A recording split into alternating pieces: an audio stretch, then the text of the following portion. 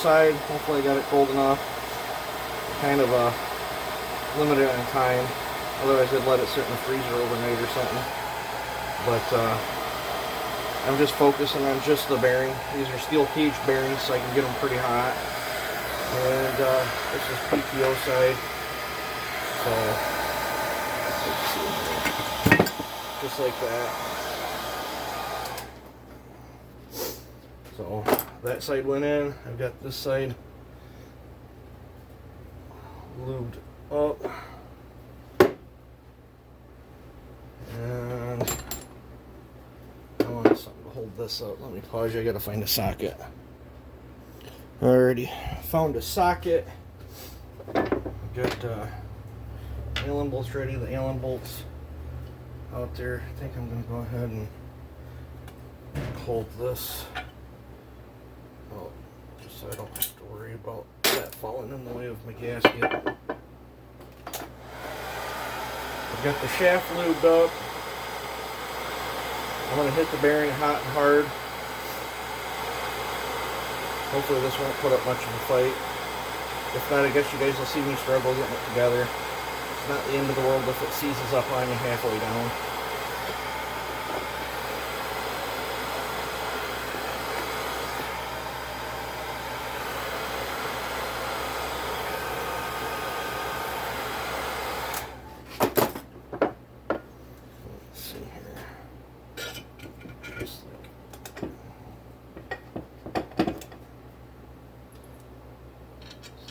End of the world. Some say you can't do it like that, but it's not no big deal. You can either pull the crank through or push it through. I'm just going to use the case bolts here to pull it through or squeeze it together. We'll just go. Make sure the connecting rod's in the right position. All that bearing's nice and warm.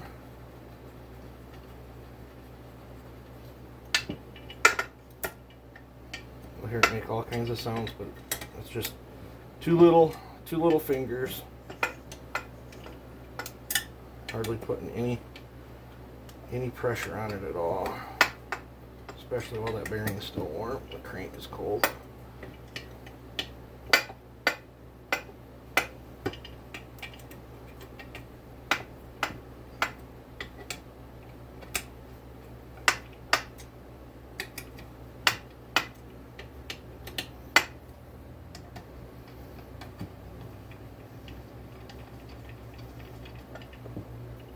I just use these for a gauge.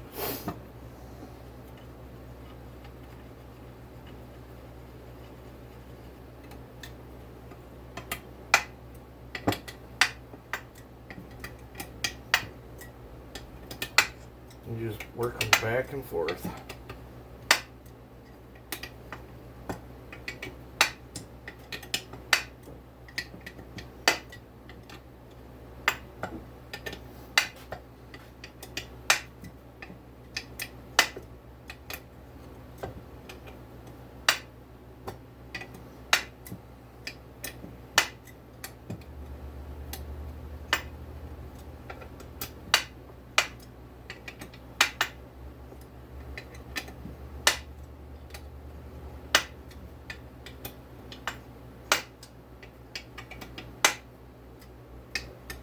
I like to do this while the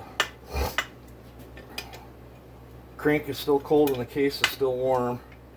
I won't stop what I'm doing here until I get this done.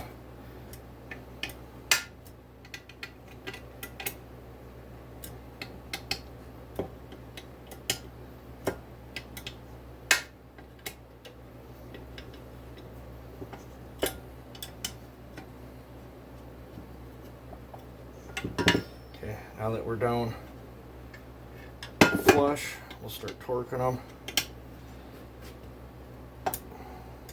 I work that in increments too. I'm sure there's torque specs. I just use German specs, good and tight.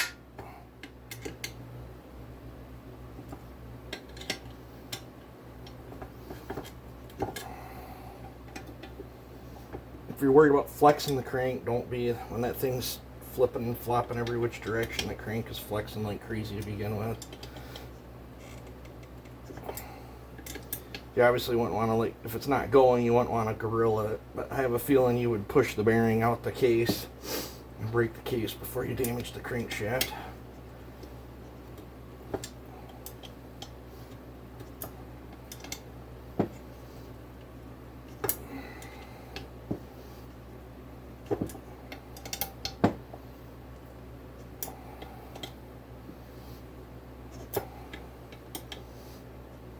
Those are feeling pretty good.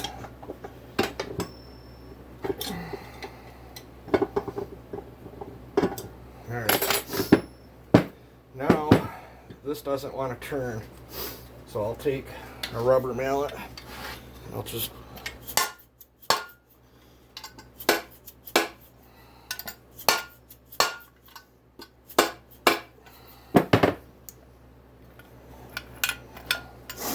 and then it turns free as a bird now. Might give it one more.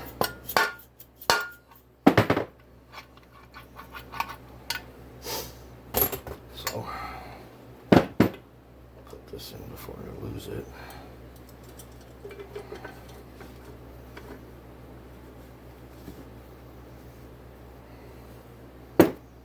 That socket is pretty warm. Oop, I melted my marker. So let's see here, set that over there. So here is my rebuilt lower end. Spins really nice. The gasket that sticks up.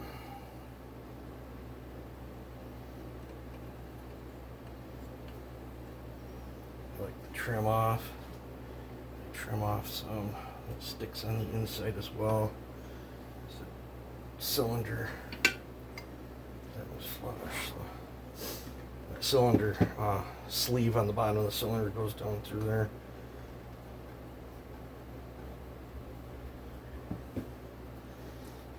Just like that. So I can start putting this thing all together. I got over here, I'll show you. This thing's warming back up. I let it cool down.